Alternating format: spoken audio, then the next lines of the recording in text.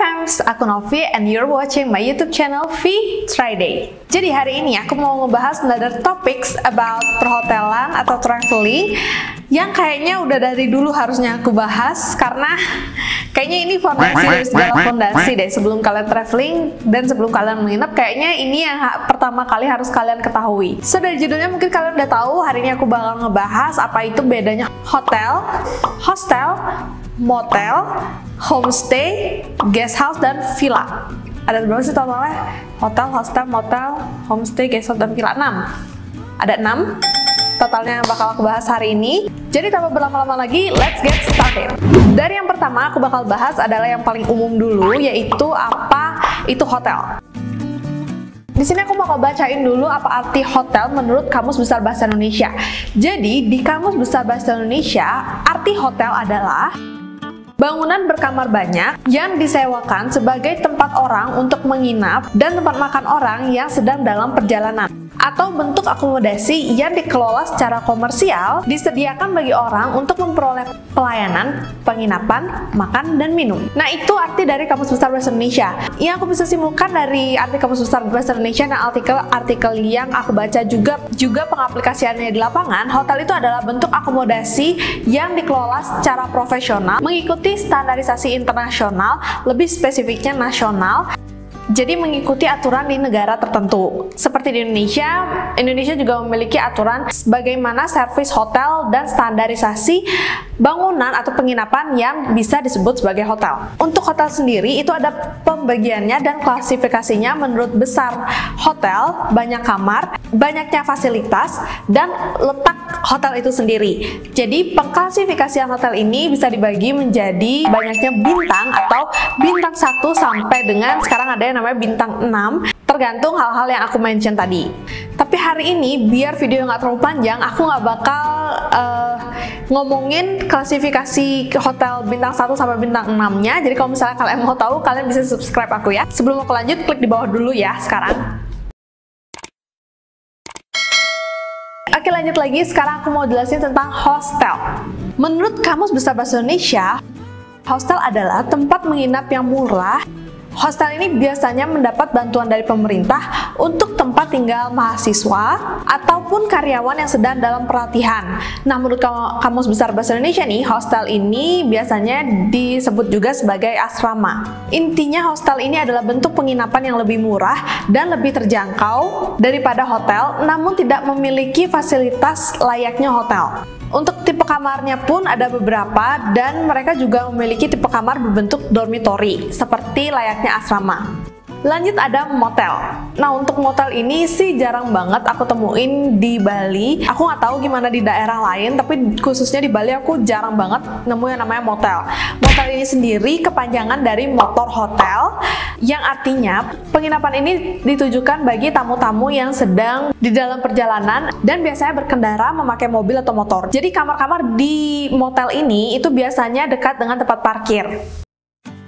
Untuk jumlah hostel, beberapa masih ada di Bali, tapi mungkin sebutannya bukan hostel lagi, ataupun motel. Jadi di Bali sendiri, itu aku menemukan lebih banyak yang memakai terms homestay dan guest house.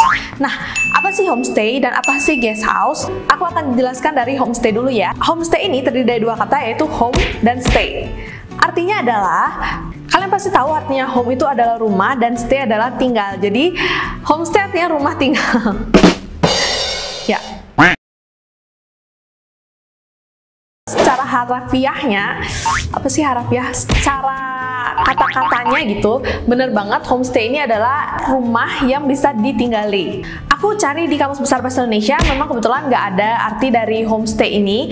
Tapi biasanya homestay ini adalah rumah tinggal asri atau rumah tinggal biasa yang dimodifikasi atau di-arrange sedemikian rupa agar bisa disewakan kepada tamu. Jadi untuk homestay ini sendiri, biasanya si pemilik rumah itu tinggal di dekat atau satu atap dengan homestay miliknya. Nah, kelebihannya adalah kalian bisa tinggal lebih dekat dengan pemilik, tahu kesehariannya, tahu gimana budayanya, dan biasanya fasilitas yang ditawarkan oleh homestay ini pun menyerupai rumah, seperti adanya dapur. Jadi lebih nyaman untuk dipakai tinggal dalam periode waktu yang lebih lama. Next ada guest house. Dari asal katanya ada guest dan house. Jadi secara harafiah, guest house ini sendiri artinya adalah rumah tamu. Tapi yang aku lihat dari artikel-artikel, guest house ini banyak disamaartikan dengan homestay, atau dibilang juga penginapan yang dekat juga dengan pemilik gitu, which is definisi dari homestay. Tapi kalau misalnya mau ngomong soal pengaplikasian di lapangan, guest house yang banyak di Bali itu adalah versi mini atau versi kecil dari hotel. Karena biasanya guest house ini tidak memiliki manajemen seperti layaknya hotel dan tidak distandarisasi seperti layaknya hotel. Dengan kata lain, guest house ini diurus oleh perseorangan atau pemiliknya sendiri. Bukan berarti tinggal dekat dengan pemilik. Nah, seperti yang aku bilang tadi, skala dari guest house ini adalah lebih kecil dari standarisasi hotel pada umumnya. Jadi kalau misalnya hotel bintang 1 itu dia memiliki minimal kamar 20 baru bisa disebut sebagai hotel, guest house ini biasanya memiliki kamar kurang dari 20, makanya dia tidak bisa mencapai standarisasi hotel walaupun dia memiliki fasilitas yang mirip dengan hotel. Dan bentuk penginapan yang nggak bisa ditinggalin adalah villa. Bentuk villa ini juga banyak banget ditemukan, aku yakin, di seluruh Indonesia. Tapi pengertian villa ini lagi-lagi tidak didefinisikan di Kamus Besar Bahasa Indonesia. Jadi aku akan mengartikan sesuai dengan definisi umum dan yang aku lihat di lapangan, ditambah dengan artikel-artikel yang aku baca tentunya. Oke, jadi untuk tipe villa ini sendiri biasanya digunakan untuk penginapan yang menawarkan privasi kepada tamunya. Dengan kata lain, tidak ada tamu yang bisa menginap ketika kalian menyewa satu area villa tersebut. Biasanya di satu kawasan villa itu memiliki satu akses untuk keluar dan masuk yang memisahkan dia dengan villa-villa yang lainnya. Tipe kamar villa ini juga biasanya memiliki living room pribadi dan kolam renang pribadi. Nah, lokasi letak villa ini juga biasanya memilih lokasi yang agak lebih sunyi dan menawarkan tinggal yang lebih private dan tenang. Ketika ngomongin tipe akomodasi seperti ini nggak lengkap kayaknya kalau aku nggak ngomongin soal budgeting, yang mana yang paling murah dan yang mana yang paling mahal. Jadi kalian bisa milih-milih yang mana mungkin cocok untuk penginapan selama liburan kalian. Nah, bicara soal budget, di masing-masing tipe hunian ini memiliki budget atau harga yang bervariasi. Nah, karena yang paling umum adalah hotel, jadi di sini aku bakal pakai acuan atau patokan harga hotel untuk membandingkan ke harga-harga yang lainnya.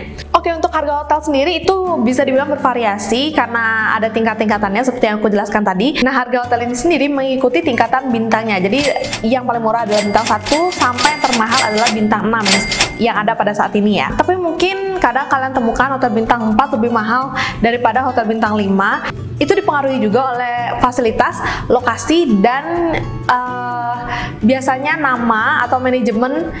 Biasanya hotel lebih bergengsi itu harganya pasti lebih mahal. Nah, harga hostel dan motel untuk per malam itu umumnya lebih murah daripada hotel bintang 3 kebanyakan, karena memang fasilitasnya lebih sedikit. Begitu juga untuk guest house dan homestay, mereka juga biasanya memiliki harga yang lebih murah daripada hotel bintang 3.